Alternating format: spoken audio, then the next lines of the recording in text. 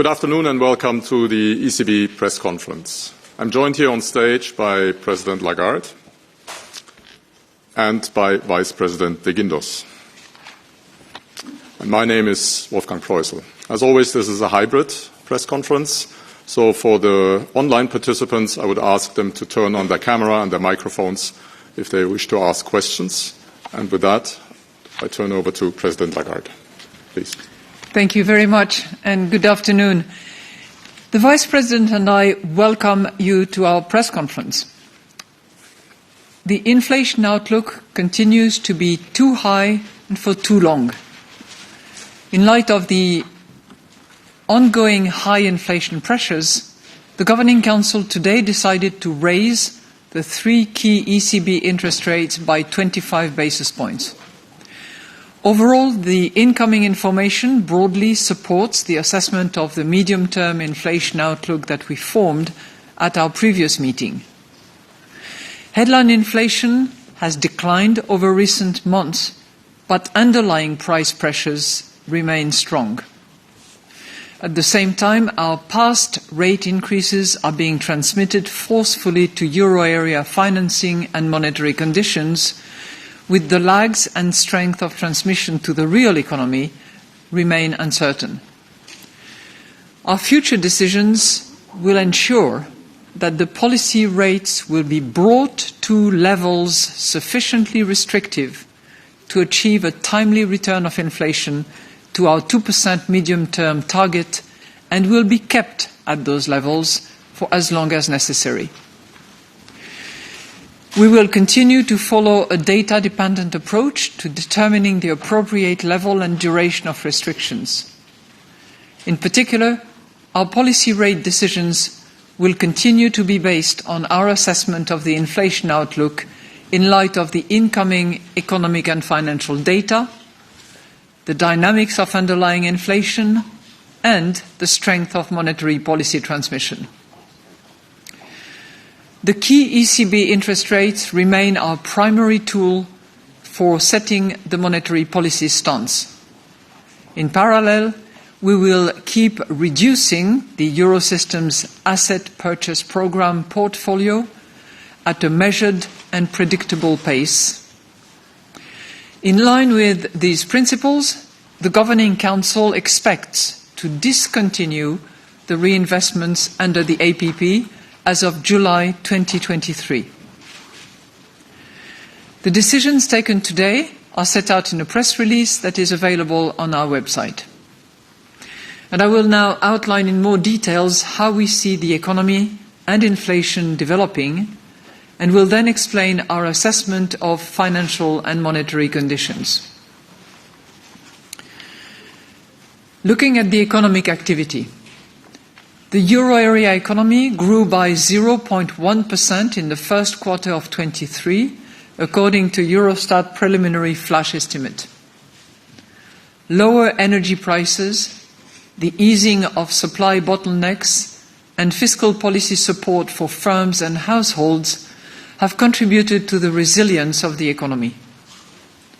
At the same time, private domestic demand, especially consumption, is likely to have remained weak. Business and consumer confidence have recovered steadily in recent months, but remain weaker than before Russia's unjustified war against Ukraine and its people. We see a divergence across sectors of the economy. The manufacturing sector is working through a backlog of orders, but its prospects are worsening. The services sector is growing more strongly, especially owing to the reopening of the economy. Household incomes are benefiting from the strength of the labour market, with the unemployment rate falling to a new historical low of 6.5% in March. Employment has continued to grow, and total hours worked exceed pre-pandemic levels. At the same time, the average number of hours worked remains somewhat below its pre-pandemic level, and its recovery has stalled since mid-2022. As the energy crisis fades, governments should roll back the related support measures promptly and in a concerted manner to avoid driving up medium-term inflationary pressures, which would call for a stronger monetary policy response. Fiscal policies should be oriented towards making our economy more productive and gradually bringing down high public debt. Policies to enhance the euro area's supply capacity, especially in the energy sector, can also help reduce price pressures in the medium term. In this regard, we welcome the publication of the European Commission's legislative proposals for the reform of the EU's economic governance framework, which should be concluded soon. Turning now to inflation. According to Eurostat's flash estimate, inflation was at 7% in April, after having dropped from 8.5% in February down to 6.9% in March. While base effects led to some increase in energy price inflation from minus 0.9% in March to plus 2.5% in April, the rate stands far below those recorded after the start of Russia's war against Ukraine. Food price inflation remains elevated, however, standing at 13.6% in April after 15.5% in March. Price pressures remain strong. Inflation, excluding energy and food, was 5.6% in April, having edged down slightly compared with March to return to its February level. Non-energy industrial goods inflation fell to 6.2% in April, from 6.6% in March, when it declined for the first time in several months.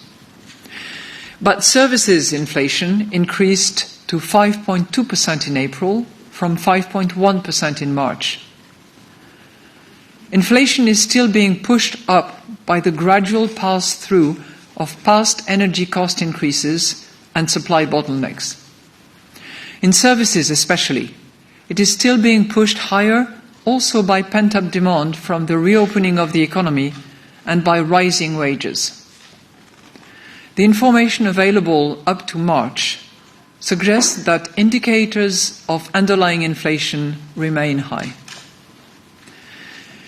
Wage pressures have strengthened further as employees, in the context of a robust labour market, recoup some of the purchasing power they have lost as a result of high inflation.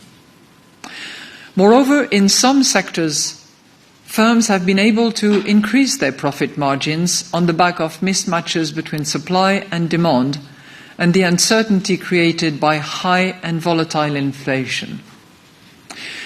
Although most measures of longer-term inflation expectations currently stand at around 2%, some indicators have edged up and warrant continued monitoring. Let us now look at our risk assessment. Renewed financial market tensions, if persistent, would pose a downside risk to the outlook for growth, as they could tighten broader credit conditions more strongly than expected and dampen confidence. Russia's war against Ukraine also continues to be a significant downside risk to the economy. However, the recent reversal of past adverse supply shocks, if sustained, could spur confidence and support higher growth than currently expected. The continued resilience of the labour market, by bolstering household confidence and spending, could also lead to higher growth than anticipated. There are still significant upside risks to the inflation outlook. These include existing pipeline pressures that could send retail prices higher than expected in the near term. Moreover, Russia's war against Ukraine could again push up the costs of energy and food. A lasting rise in inflation expectations above our target or higher than anticipated increases in wages or profit margins could also drive inflation higher, including over the medium term. Recent negotiated wage agreements have added to the upside risks to inflation, especially if profit margins remain high.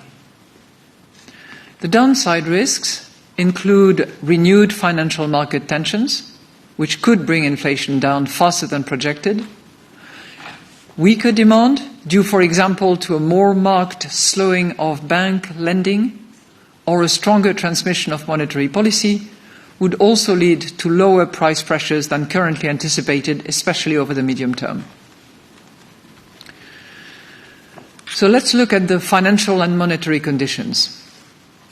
The euro area banking sector has proved resilient in the face of the financial market tensions that arose ahead of our last meeting. Our policy rate increases are being transmitted strongly to risk-free interest rates and to the financing conditions for firms, households and banks.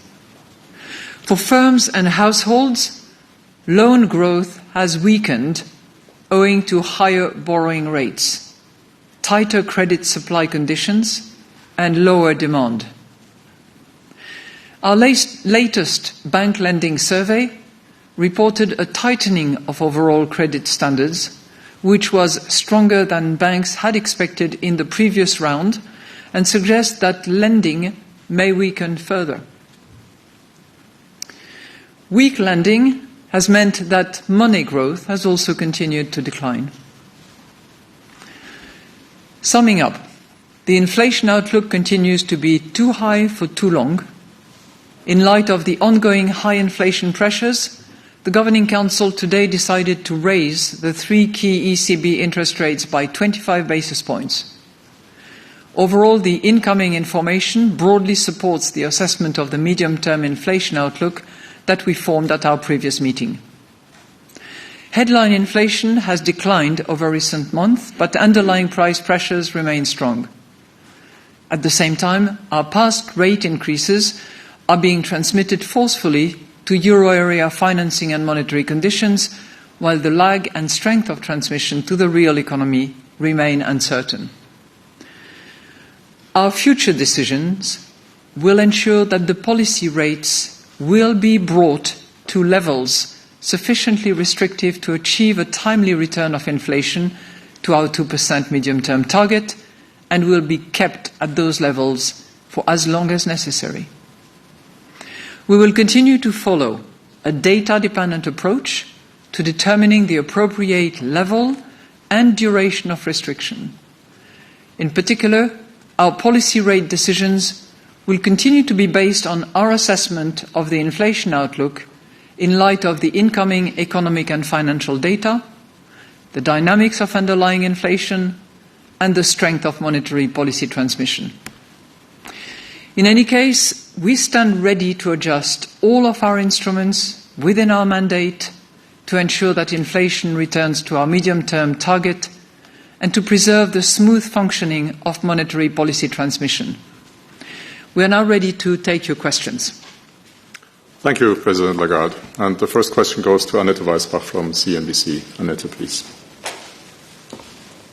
Thank you very much, President Lagarde. I have, of course, 2 questions. My first question would be on the rationale behind the reduced pace in the interest rate hike of 25 basis points. So why did you come up with that? And my second question goes to the U.S. regional lender banking crisis, which isn't over yet. So how concerned are you about potential spillover effects to the euro area? Thank you.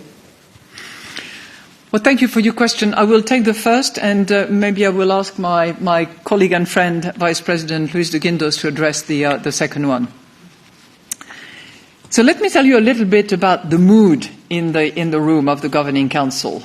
I would characterize the mood as determined.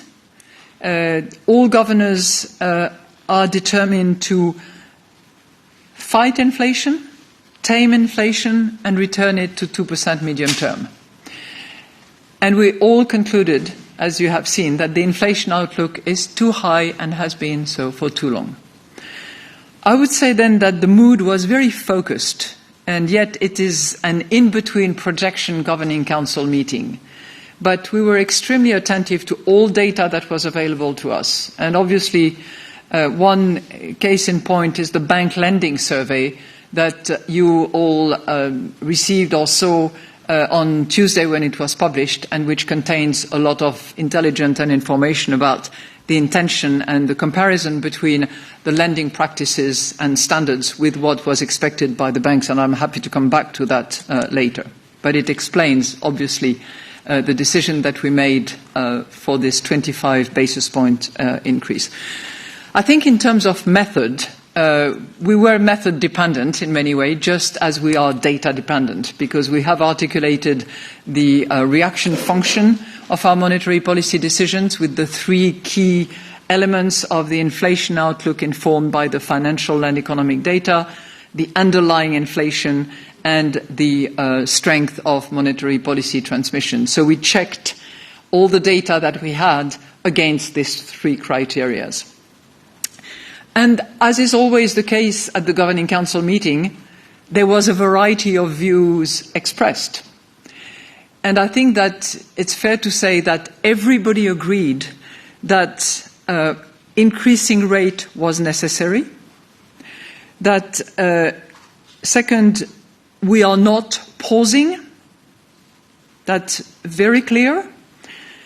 Third, we know that we have more ground to cover on the basis of the baseline that we had, which is still guiding us until we have our next projection exercise, and on the basis of the data that we have received in the course of the last few days and that we brought together during the meeting. So,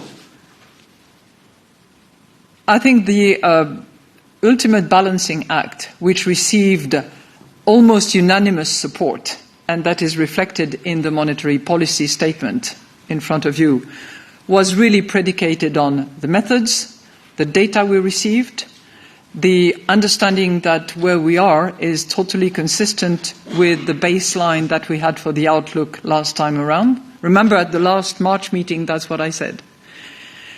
And second, that underlying inflation is still high. And third, informed by the bank lending survey and the data that we have concerning interest rates, which is a little bit outdated because it goes back to February, the transmission of our monetary policy is working, at least to the financing leg. And we're not yet certain about the next leg, which is transmission from banks to the real economy. So it's on the basis of all that that we made our decision. Now that we have, increased rates significantly and sometimes by very large increments, I hope establishing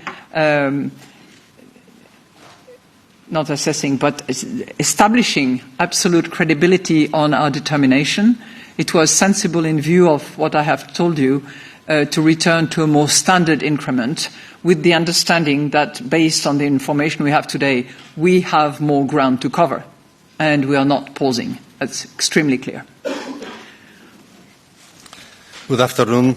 Turning to your second question, I think that we should start by a consideration. If you look at the characteristics of the US banks that are running into difficulties, I think that there are some common features. The first one is that they are medium-sized, regional. They share a very concrete and very idiosyncratic business model, and they are quite open to interest rate risks. They are vulnerable to an increase in yields. And I think that this model, this situation, is not extrapolatable to the European banking industry. Well, I will not repeat what we have said many times. European banks are resilient. The level of capital, the level of liquidity, the quality of the liquid assets.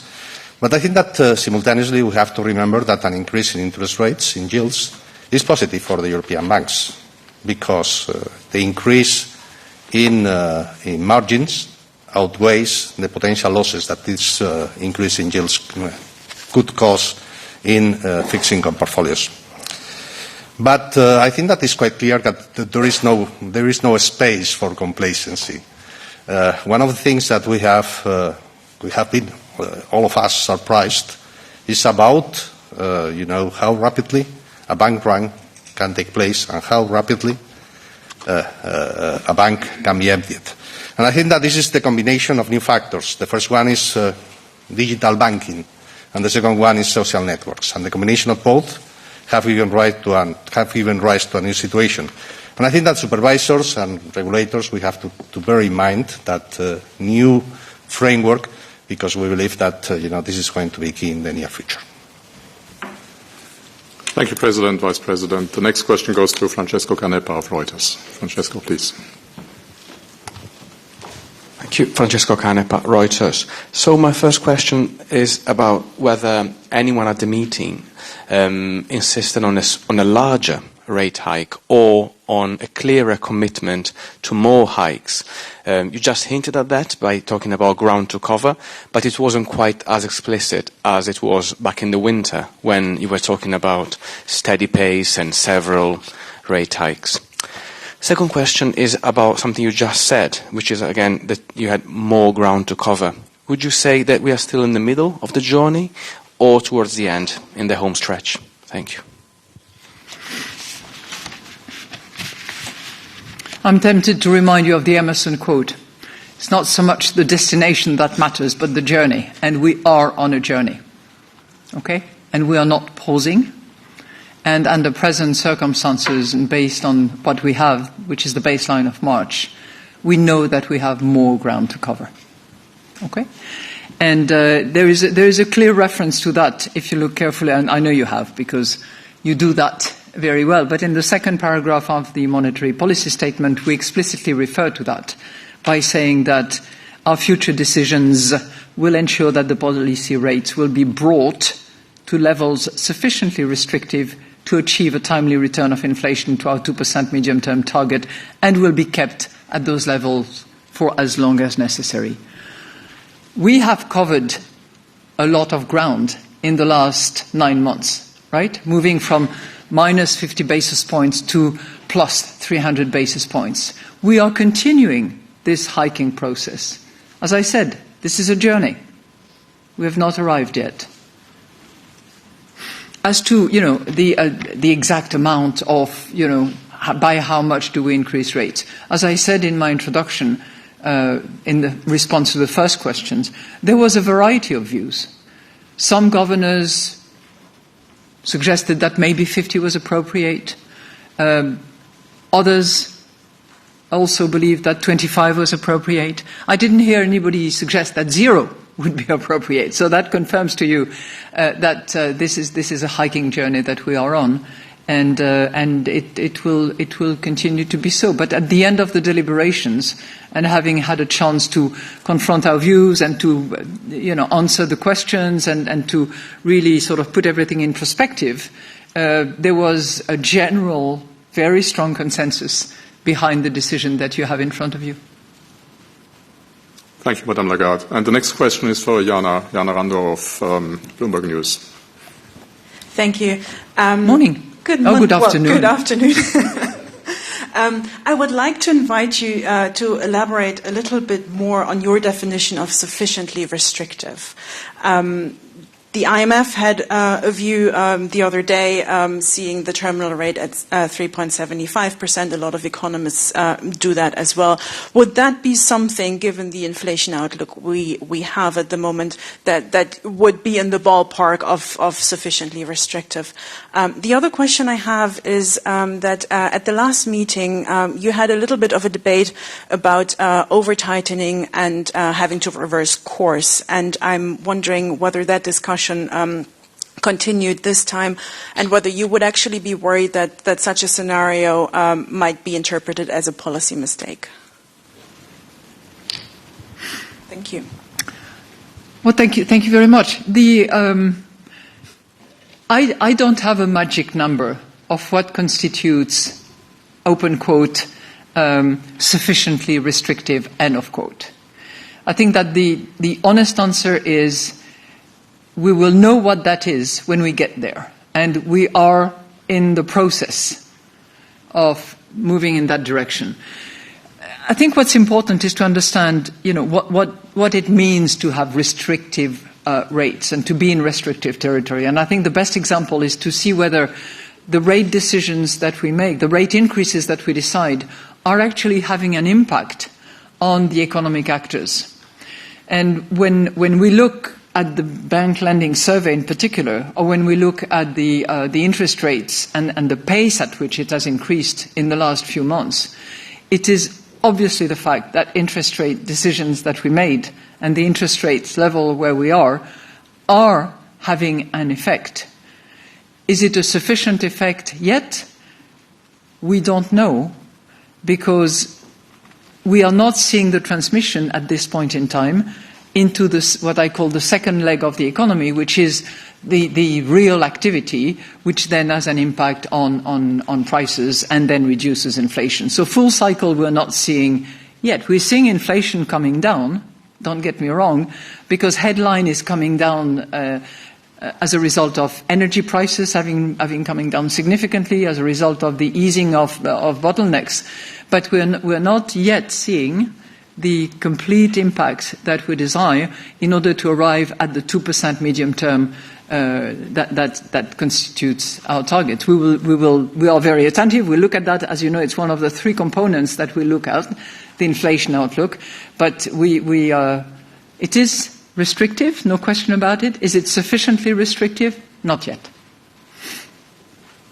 Thank you. Thank you, President Lagarde. And the next question goes to Martin Arnold of the Financial Times. Martin, please. Thank you. Hello, President Lagarde. I have two questions for you. The first one is on the decision to accelerate the pace of shrinking the bond portfolio at the ECB. Does that mean, now that you're stopping all reinvestments in the APP, does that mean that you plan to reduce the APP to zero eventually? And the second question that I have is, was this decision part of a compromise deal to convince those arguing for a 50 basis point move to accept a 25 basis point move in return for accelerating the pace of shrinking your balance sheet? Thank you. Oh, thank you very much, Martin, for this sort of double question on the same issue of the APP. Well, I would say, number one, we made the decision, but the decision specifically says we expect. So we expect to let the APP run off as time goes by. And in answer to your question about do we go to zero, if we do, then it's going to take the next 15 years. So I don't think I'll be around for that. I know I won't, and I'm not sure that you will be around. But the ultimate perspective is that one as we consider things today. We've decided to expect the effectiveness of that decision as of July, saving a little bit of optionalities just in case, simply because we have seen that the partial reinvestment that we decided back in, that has been effective since March, has actually run very smoothly and has been well absorbed by markets. So we don't see any point in not accelerating the move because there are valid reasons for that. Lower the amount of excess liquidity, complements our policy rate increases, reduce the side effect of a large balance sheet. All of that completely justifies the fact that the APP is let to run off gradually over the course of time, which will be an average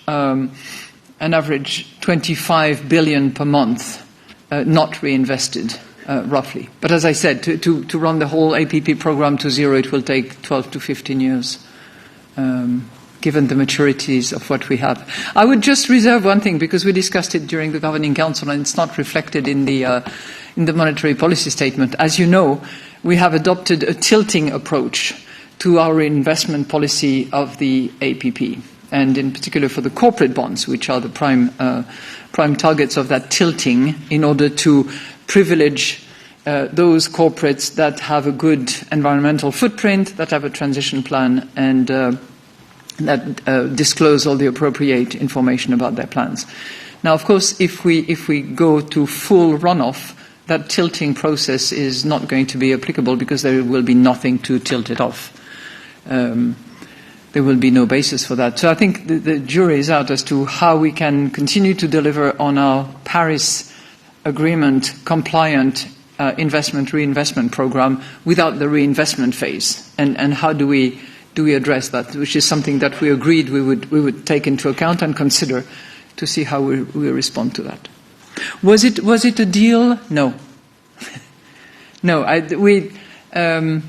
think there was a general view that was the right move, completely sensible, legitimate at this point in time, given the market absorption. I think some might have preferred to wait until the June meeting to announce it, given that it's effective as of the 1st of July. But, with the principle of predictability that we had agreed in the first place, we thought it was just better off to just announce it with reserving a little optionality on the side. Thank you, President Lagarde. And the next question goes to Aude Kersulek of BFM TV, French television. Good afternoon, Mrs. Lagarde. About the last banking lending survey, so is there a target for bank lending or limits in credit tightening? How do you monitor these indicators? And second question, you said recently in relation to bank failures on the Credit Suisse case that you really need to measure what comes out of this financial event. So what are the indicators that you're looking at? Would you say that there is a banking crisis? What's your view of what's happening there in the banking system? Thank you. Yeah, on the we know of one and only one target, and this is our medium-term target, 2%. That's what is riveting our attention. But of course, the bank lending survey that we receive on a quarterly basis informs us about the tightening of credit to the economy.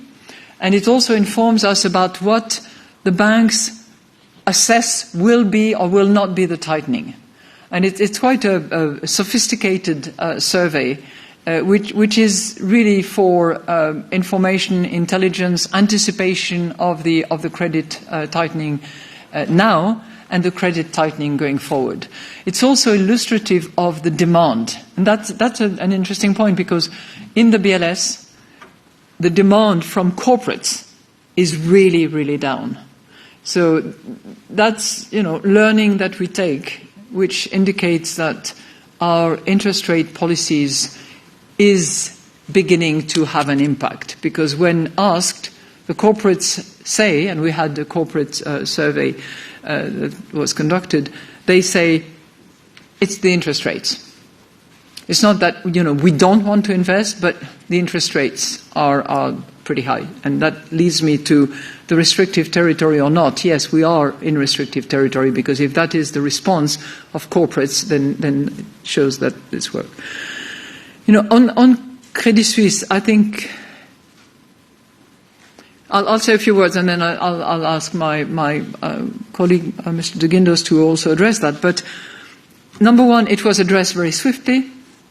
The Swiss authorities maybe did not have many choices, and it was very specific and probably a long-lasting issue that was lingering and had been lingering for a long time.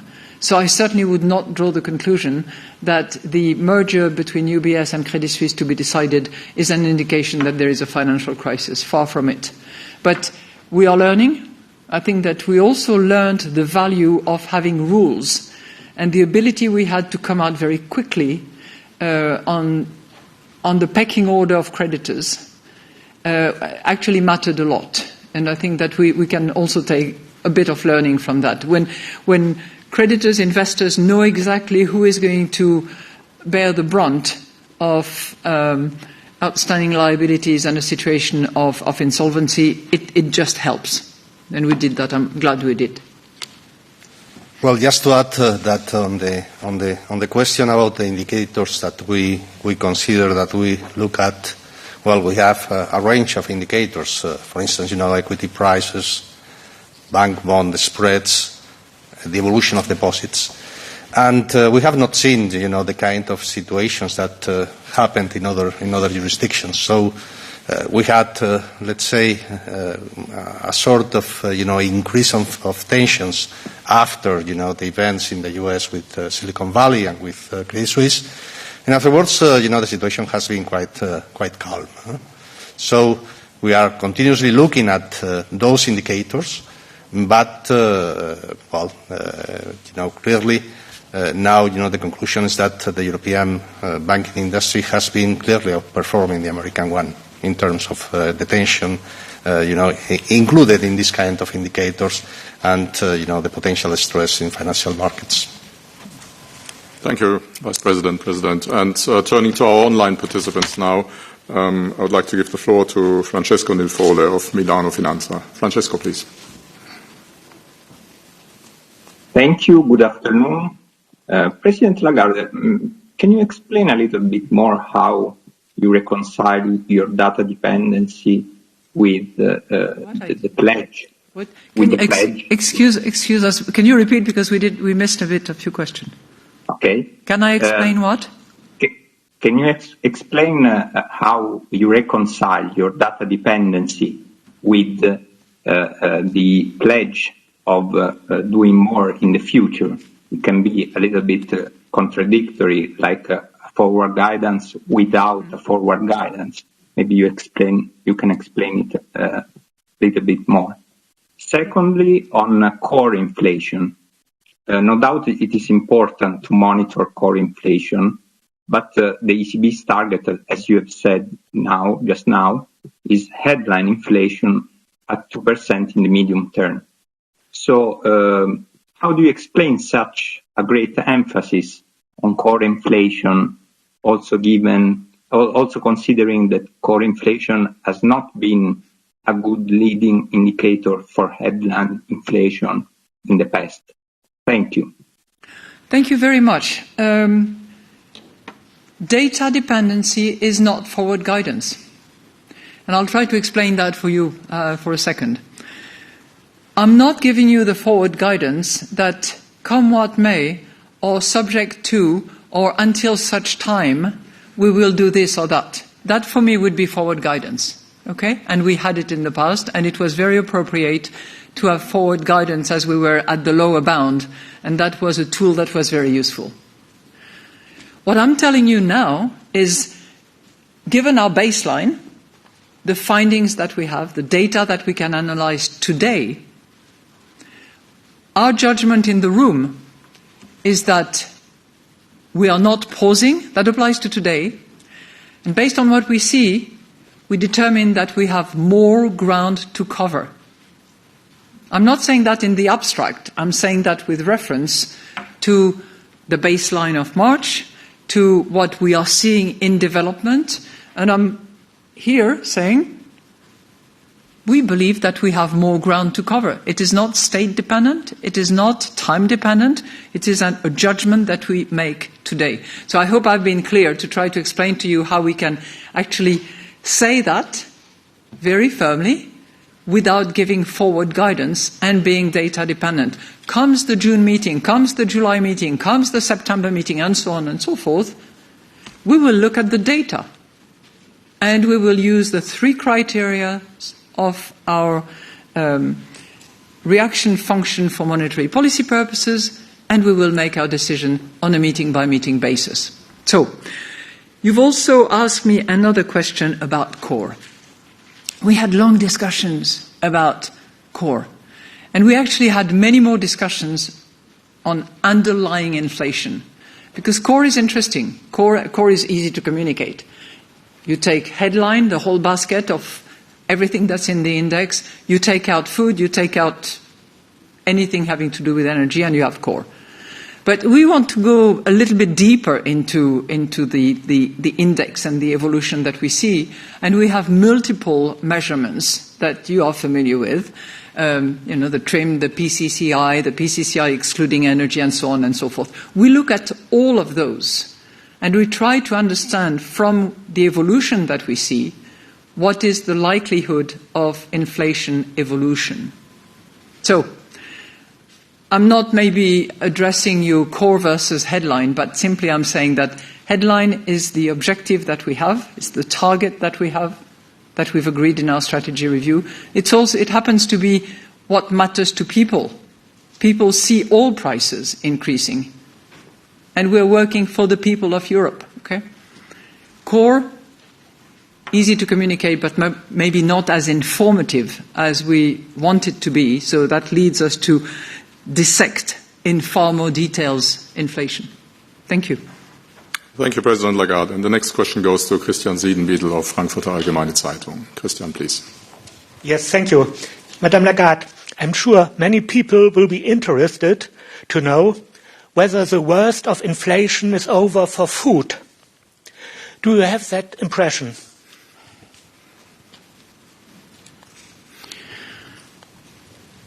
Thank you for that question, because it is food prices that is hurting most, particularly the most vulnerable people. And we know that because in the basket of consumption, the most vulnerable spend a lot more on food than those who are well off. So we pay special attention, of course, to food and the increase in prices. We have seen it go down, right? If you compare March and April numbers, so it is going down. But we have to be extremely attentive because there are multiple factors that apply to food prices, that apply to processed food prices. I think we have also flagged the fact that profit last year, in particular in 2022, have contributed to inflation. This year, 23, what we have seen of 23, we see more wage increases contributing to inflation. We would hope that through a good social contract, these drivers of inflation do not activate each other in what I have called in other places a tit for tat. You know, I want more wages, I'm not going to give up on profits, and you are then at risk of something that is much more difficult and would lead us to have to take more active measures in monetary policy. So I wish I could tell you, of course it will continue to go down, but I'm observing that it has gone down. There are other factors that will come into play. You know, clearly climate change is something that will have an impact, probably on a sectoral basis, probably in relation to certain food items. What happens in Ukraine is also going to bring another uncertainty in the background of cereal price in particular. But commodity prices have gone down. That is a fact. So hopefully it will channel to the ultimate consumer. Thank you, Madame Lagarde. And the next question goes to Andres Stumpf of Expansion. Andres, please. Good afternoon, Madame Lagarde. Good afternoon. Can the ECB continue hiking if the Fed stops? Is that a baseline scenario you are working on? And second question, do you have any estimates on how much tightening is the QT and the TLTRO maturity adding to the monetary policy stance? Can you perhaps phrase it in hiking or basis points of hikes? Thank you. You know, I've heard the fiscal dependency, I've heard the finance dependency, I had not heard the Fed dependency. So the ECB is an independent central bank. You know, looks at what others do around the world, from New Zealand, which has been an interesting innovator in the field of monetary policy, all the way to the Fed and others. And it's obvious that the US economy, in whichever way it evolves, has spillover effect around the world, given its size, the depth of its financial markets. But, you know, we have a target, we have a journey. We know as of today that we have more ground to cover, and whatever the decision of the Fed is in the next few weeks, months, we are going to be riveted to our objective, and we'll of course take into account variables. You know, the currency, for instance, has an impact. Any spillovers will be taken into account, but we are not Fed dependent in that respect. As to the actual tightening impact that the APP runoff has, I don't want to commit a number, but it does not have a massive impact, suffice to say. But we can give you, separately the exact amount that has been calculated, but it's not material. Thank you. And the next question goes to Anna Karismo of the Finnish television Yle. Hello, and thank you for the opportunity, and nice to see you again. We met in Lapland. So, you have repeated that the journey continues and you are not pausing. There are many households in Finland, Lithuania, Spain that struggle with the much higher interest rates and have had to cut down on their spending. So how do you take them into account when hiking the interest rates? And then a second one, what should they prepare themselves for? What can you say to them about the future? When can we see the policy rates going down and maybe affecting also the 12-month Euribor? Thank you. Well, thank you so much, and it's nice to see you again in warmer circumstances. So, of course, we are aware of these households that have contracted loans with floating rates, variable rates, whatever you call it, and from Finland to Portugal, from some of the Baltic countries to Spain, it is the case that some families are hurting because the reimbursements that they have to honor have gone up as a result of the interest rate increases that we had to decide.